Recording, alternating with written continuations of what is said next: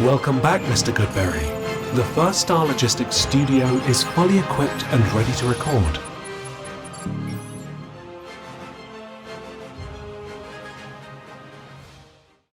Welcome back to Bengals on the Brain, presented by First Star Logistics. I'm your host, Joe Goodberry. We are still looking at undrafted rookies, guys that have a shot to make the team. We're not going to look at all of them. There's some guys here that didn't score well on our draft sheet, or I watched the film and I was like, maybe. And sometimes those guys surprise you. But there are like 3 or 4, depending on the position. We'll talk about it when we get to that final guy, that I feel could make at least the practice squad, obviously, but crack the 53-man roster. And Isaiah Nwokobia at SMU. I had to stop there and remember, you don't pronounce the N. It's just Nwokobia out of SMU. 5th-year player, nearly 2,500 career snaps. Very experienced and still only 23. Normally these guys are 5th-year guys with 2,000 plus snaps. They end up being 24, 25-year-old rookies. Not the case with Nwokobia, so that's a good thing. I also want to say that, clear up a little as we get to the film there. I want to clear up something else and talk about something else personal, career-wise. You may have heard by now, a lot of people that follow me, listen to me, will follow me on Twitter, know that I have joined the Locked On Bengals podcast as well. That should not affect this show. This show, Bengals on the Brain, focuses on the film and allows me to show you what I see. Allows me to share the valuations with a side of film and a side of video. Well, Locked On is now recorded and posted on YouTube as well. It is an audio podcast, and we are there largely talking to an audience and describing what we see. This is going to show you what we see, and I think I can do both, and I'm going to try to, and I love working for First Star, so as long as they will have me, I'll continue to do this. So you don't have to unsubscribe. There's no competition. It's just adding to the kind of content you already like and the kind of content that I provide. So with that, we've got Isaiah Nwokobia, the 6', 206-pounder, good size, you'll see it. And I think he moves well, but he didn't get to test. He was dealing with an injury. We don't have athletic testing. We'll go over all this data after the film as well to give an idea, paint a picture of what he looks like and what his outlook and maybe upside is at the NFL level. But he was a highly productive player, 85th percentile production, I believe it was. We'll get to that when we get back. But got his hands on the ball a ton, which sounds great. Give me a guy that looks smart, that looks like he gets around the football, knows where the play is going, and can get his hands on the ball anytime as an undrafted guy. And there were some people that had him ranked as, could go in the 6th or 7th round. I believe he was 290th on the consensus, which is almost draftable. It's in that range. On our draft spreadsheet, he was 191. So you could draft him. And I've got some plays. I've got one that's film, I think it's versus Vanderbilt, cut up by my guys over at Bengals and Brews. And then we got a bunch of highlights and some lowlights in there because I want to show the skills that I think he can provide. Also some concerning things in his film. That's probably why he didn't get drafted. So let's load it up and let's see what we got with Isaiah Nwokobia.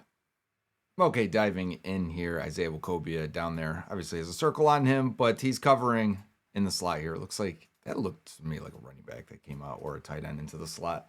But let's get started here and you'll see. First thing I noticed when watching film, while he gets involved in a lot of plays, the way he dives and tucks and loses his eyes, he's not always. There are times where he is a very strong tackler and wraps up really well. But there are a lot of times where you'll see him exactly like this, diving with his head down. And I'm going to cut up a few of them here to show you as he kind of, even on that play, different. I'm not saying because it goes out of order here. 2 points here. First, he dives at guys with his head down. And then secondly, he kind of comes in lazy. You'll see the legs go dead, the knees drop, and then he almost just wants to wrap guys up, right? Doesn't look like a very powerful tackler or hitter at times. And I think that could hurt him. And so one of the things you'll see again, as he's diving and putting his head down, dipping his shoulder really completely, you can't see your target. At the NFL level, guys will jump over you, spin around you, juke you, and you'll be left, just grabbing nothing. That's very reminiscent of Geno Stone, particularly in this game. Could have been a bad game for him, but it showed up so much that even here, you'll see some hesitation of him wanting to go up and tackle, which gave me some concern that maybe he was dealing with an injury or something happened, because it's not always like that, and we'll see that in other clips.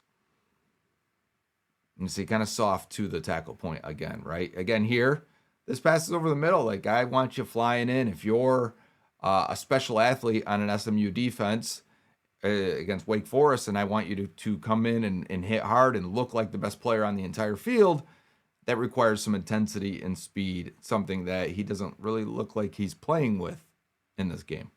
And then, of course, as I'm feeling that, he gets an interception. So a lot of ball production, like I said, out of Isaiah Nwokobia.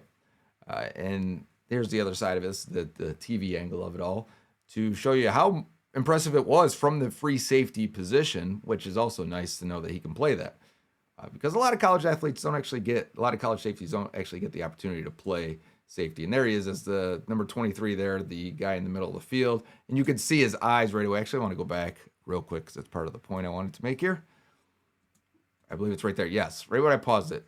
You had three receivers here. You got one guy swinging underneath. Looks like he's going out to block, right?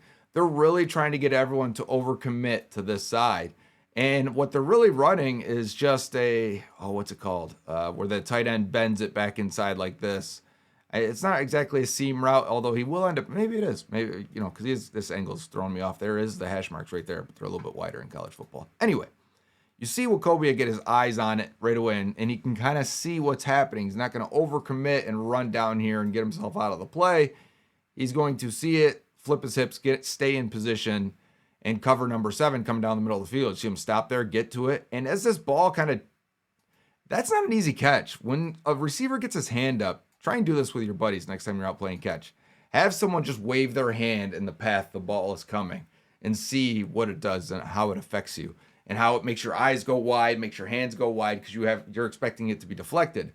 It doesn't. I don't think it gets deflected there, but Nwokobia catches it on the back half because of his reaction time being delayed a little bit because it looks like that ball could be. And he does a good job of grabbing it and making sure he takes care of that one. So again, here we're in the hole, one-on-one with the running back. This is his chance, and I didn't like the way he steps up very slowly here. You could see the play developing, right? We got guys that are blocking up this way. We're coming down this way. They're creating this power right there through this gap, whatever gap that was. I wasn't paying attention earlier. But I think he could have met this guy a lot sooner. And instead, what does he do? He just drops to a knee again. Let me go back and play that one more time. Drops to a knee again. Let's let the play go a little bit further back. As he kind of just hangs out, sees it. You're one-on-one in the hole. I think you can hit him about 2 yards earlier. Just drops down and tries to take the guy out. And then again, we get some ball skills play right on the back half of it where he's fighting that guy all the way through the ground at the catch point and knocks it free. Here we go again. He's the deep safety. He's the post safety, right? This guy's running inside. You can come in and probably smoke him right there at the hashes. And instead, the way he comes in, and I want to go back just a little bit further, is kind of soft. And if you see what I'm saying, is right here, he drops. His legs aren't still churning. He's not running through the contact. He's dipping his eyes.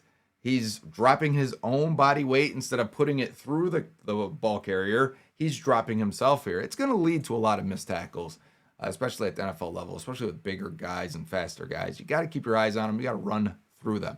And then off of that, we get a nice physical play here. I thought I doubled that play up so that we could enjoy it.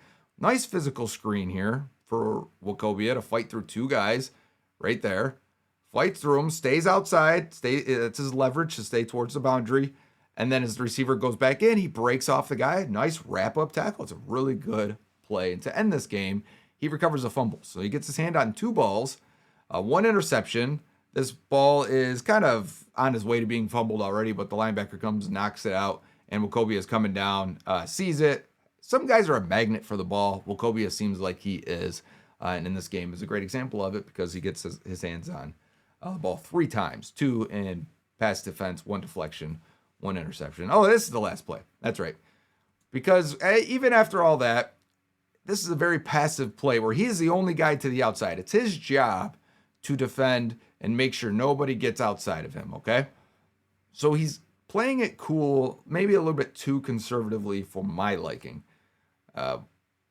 When you watch him here, he's going to stay to the outside, but yet this guy's going to end up stiff-arming him and still getting a couple extra yards out of it. So I think at this point, just shoot your gun. Just go for it. Instead, he's kind of, no. And then he's wrapping up high. He's kind of just trying to pull the guy down. And now this is the last play. It's for the third time. This is the last play. I cut these up the night before usually in what order I want them and splice in other things. Then I forget what order they go. But I really like, we're going to end this one with, because this is definitely the last one. I really like how aggressive Nwokobia is on this play. And maybe it's easy to read. Maybe they knew what was coming. I think this is a short yardage play. We got a fullback out there. We're running power. We're pitching it out, I think. And he's the defender on this side. So for him, watch him run through, beat the linebacker to the spot, and then kind of knock his other safety here out of position so he can be in the hole to make this play. This is what I want to see. If you're that good, if you're better than everybody else, and he was a preseason All-American, so the expectation was that he was going to be really good. I want to see this more often. I want to see you come and take over that play. And while he's aggressive and physical and gets there really quickly, he kind of misses it a little bit. Maybe gets the trip here and stops that running back from really going for something major and big. Okay, we got some highlights here of him with some ball skills. This is game. This is 1:11 left in the game. SMU is up by 5 against Rice. Rice is taking a deep shot. Nwokobia from the free safety position. Nice interception. I mean, when your full body can come off the ground and you can still contort and adjust, that's like Chad Johnson used to say all the time, when he was a receiver, one of his skills, not only did he have cat-like reflexes, great route running in terms of change of direction, not so much depth and understanding where he should be, but incredible change of direction. But the one thing Chad had that was rare, I think we see less of this, actually. We see great route runners. The ability also, cat-like quickness, cat-like ability to contort your body in the air and keep your, how cats always land on their feet, have that equilibrium and be able to land well and not lose your body control while your feet are off the ground. Nwokobia is going to the sideline. He jumps almost to stop his progress, leans back, catches it on this shoulder while getting hit, flip through the air, and lands on the ground. That's a nice, secure catch. Great body control. I'm not saying he's got Chad Johnson body control. It just made me think of it, and I went off on a little sidebar there on one of my favorite players of all time. Nwokobia here, they play a lot of quarters, and quarters, we'll get to a real quarters play, but is with all 4 guys having a quadrant of the field. Nwokobia here has this inside guy. It looks like a tight end because they're in 2 wide receiver set, and they kick the 1 tight end out. So Ken Nwokobia, we've seen him a lot of free safety plays. But here he sees right away that I've got to go and cover this tight end. And I think this is more man coverage because we got press up here and the way he bails out with him. But we just have an out route from the tight end right at the sticks. With Nwokobia being off like this, just hit that back foot and throw. You make a good throw. This is a first down with the outside receiver running the boundary receiver out of the play, right? And now let's let it go as I slow it down here. And Nwokobia jumps it. That ball's a little bit late, a little bit inside. It's why you can't do this. And it's a good click, close, and catch of the football from the SMU safety. And you should be excited about it. It's a great play. The fact that he can do that is big. Okay, we're going to get a little run defense play here. And Nwokobia is on the boundary. I want to make sure I pause it there. Nwokobia on the boundary here. We have a 4th and 1 situation versus Syracuse early in the second quarter. And we got a fullback out there and all this stuff, or it's just the up back, I guess. And everything is stuffed at the line here. And when everything is stuffed, this running back's got a chance to bounce it out and probably get this first down because, look at this tight end right here. He is mauling this defensive end. Honestly, the guard's tackle's doing fine. The tight end's doing fine. They're really creating a wall here. You got a chance for this running back to bounce it out here. And the running back's got his eyes down. He's just trying to churn for that 1 yard, right? You ever watch it on tape or we ever watch the TV broadcast and you're watching with friends or family that maybe are more casual fans, or maybe you've done this. I did when I was younger. Why doesn't he just bounce it outside? Well, the play's supposed to go here. So he's trying to get it, and he understands that to get that 1 yard, it is going to be a very tough 1 yard. So a lot of times they got their eyes down and they're just ready to hammer. They're ready to run through a brick wall because that actually is what it requires. So let's go back to Nwokobia here, number 23.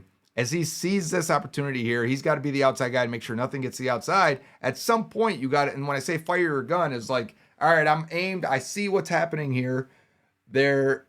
I know I gotta like stay the outside and protect the outside and play my leverage, but I now have a chance to fire my gun, which means just fire your legs, go for it, shoot, just go and make the play.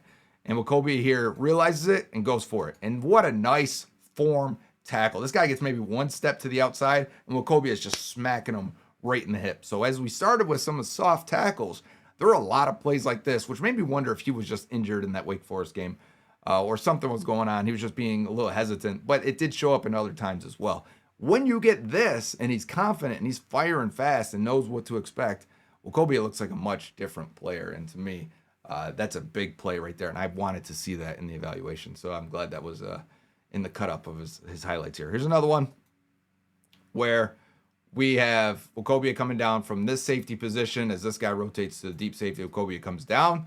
And I love the motion to run this guy on like a wheel route.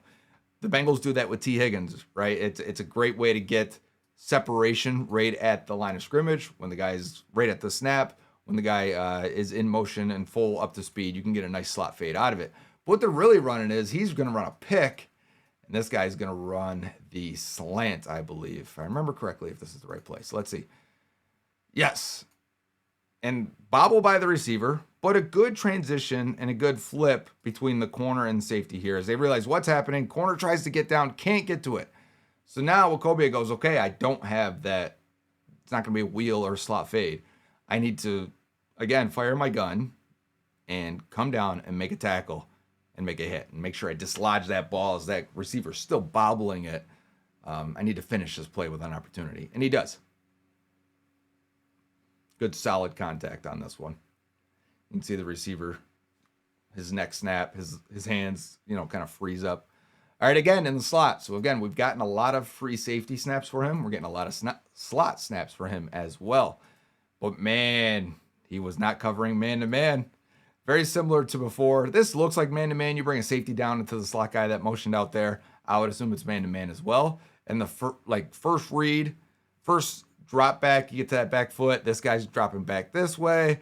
You're like, man, do we got man here? Do I got man here? Do I have man here? Just a single high safety. That safety's back there. Maybe. But what's really happening is this is a cover 3, I believe. You've got your single high safety there. And you've got these two guys playing these hook routes here.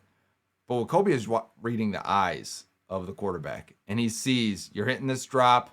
You're angled completely this way. I wouldn't expect you to throw over the middle here. I'm expecting you to throw this to the boundary, especially with my guy bailing out this way.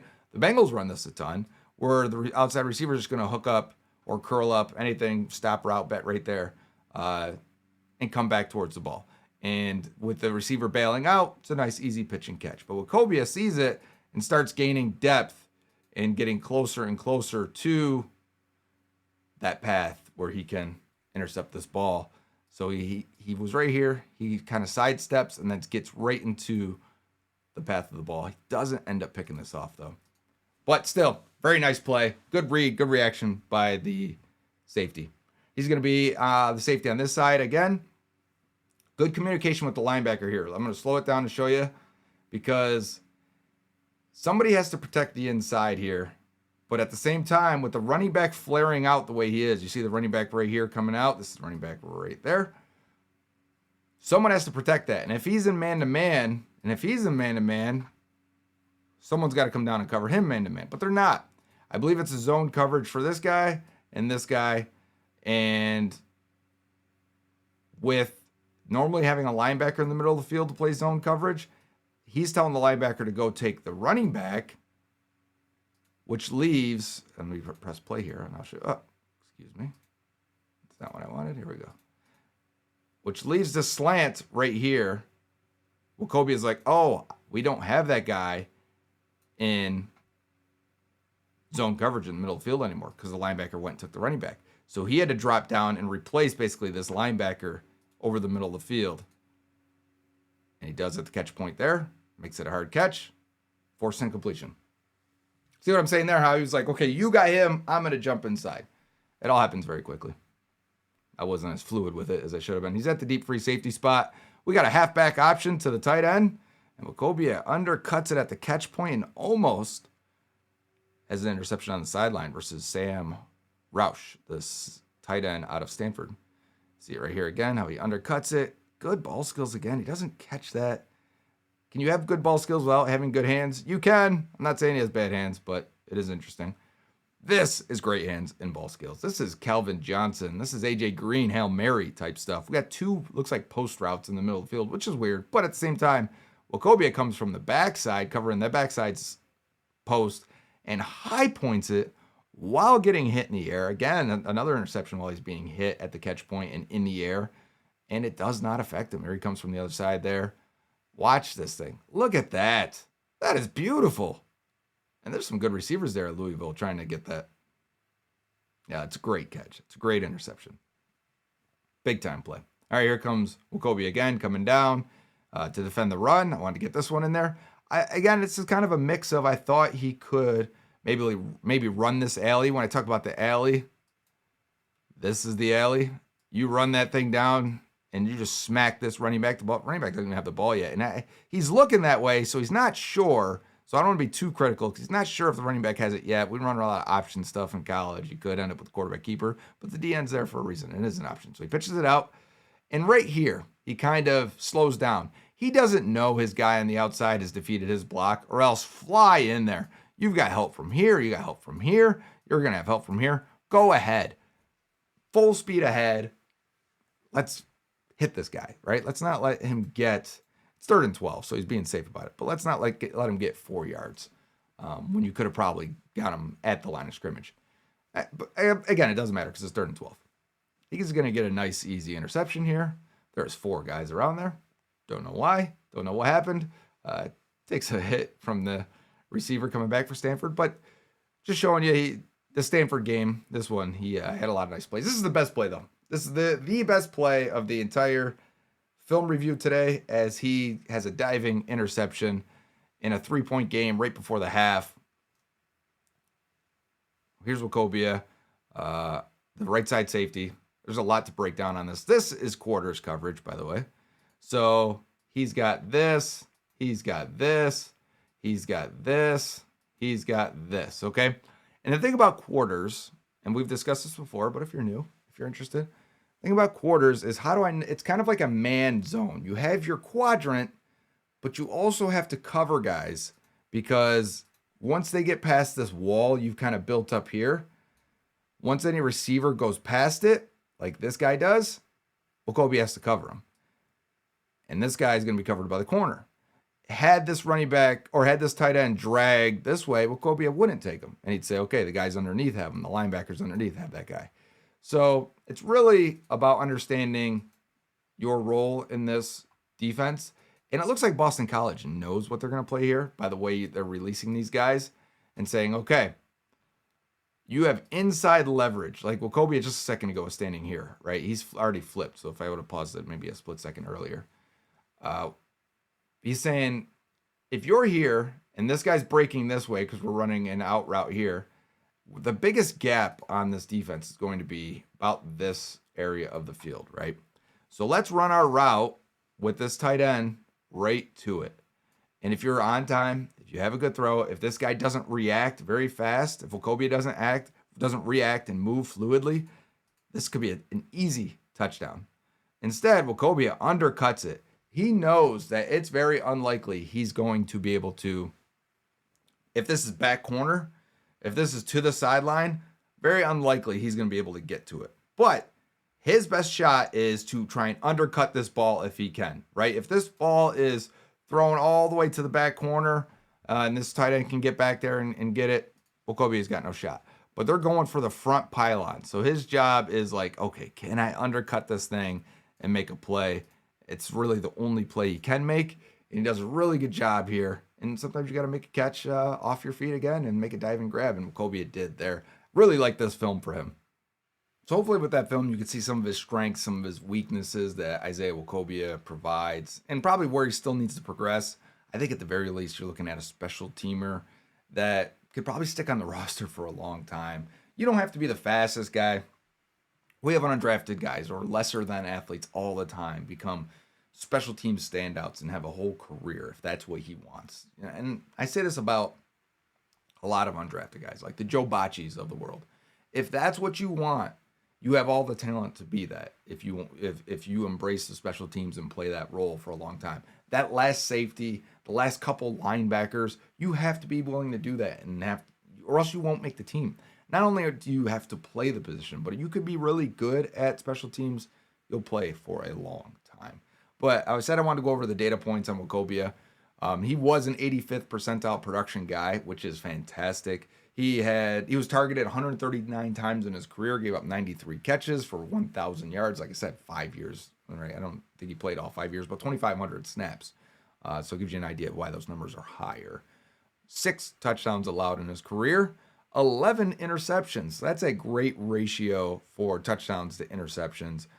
His interception rate per target, 7.9%. Pretty good. He's getting his hands on the ball a lot. PFF really liked him. His defensive grade overall put him in the 81st percentile.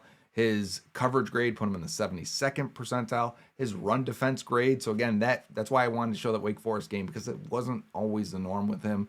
Puts him in the 84th percentile. His tackle grade puts him in the 59th percentile. So if there were some concerns, his missed tackle rate was 14.5%.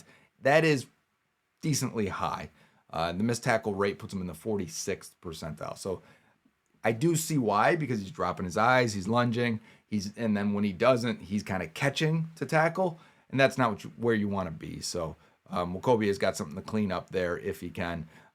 Career run stop rate, though, and tackle rate, all that looks pretty good. His career passer rating allowed, 69.8, is in the 78th percentile. So again, get your hands on a lot of balls, knock them away, get interceptions, all of these things.